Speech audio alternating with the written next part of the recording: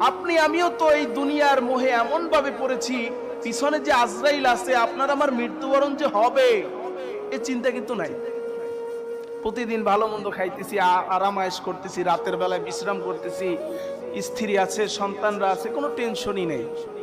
মৃত্যুর কথা, ওদিকে আজরাইল বাগের কথা ভুলে গিয়েছি, এদিকে গর্তের ভিতরে সাপ জাহান্নামের দিকে যে আমরা আপনি আমি অগ্রসর হচ্ছি এটাও ভুলে গিয়েছি। আপনার আবার জীবন থেকে রাত দিন সাদা কালো ইঁদুরের মতো যে কেটে দিচ্ছে প্রত্যেকটা হায়াত, আপনার আমার জীবন থেকে যে চলে যাচ্ছে, এটা কিন্তু একদমই ভুলে গেছে, ঠিক কিনা?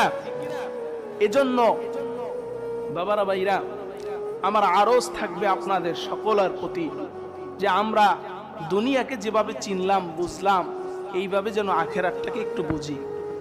কারণ কিয়ামতের মাঠে কিন্তু আপনাকে আমাকে আফসোস করতে হবে। নিজের গালের গোস্তগুলো আপনি নিজে খামচাতে থাকবেন। ইয়া লাইতানি কুনতু তুরাবা, আহারে আমি কেন সেদিন হুজুরের কথা শুনি নাই, কেন আল্লাহ রসুলের হাদিসগুলো পড়ে পড়ে শুনাইছে আমি শুনি নাই, কোরআনের আয়াতগুলো পড়ে পড়ে শুনাইছিল আমরা কেন আমল করি নাই। সেদিন আফসোস করবেন আর নিজের গালের গোস্তগুলো নিজে নিজে খামচাতে থাকবেন।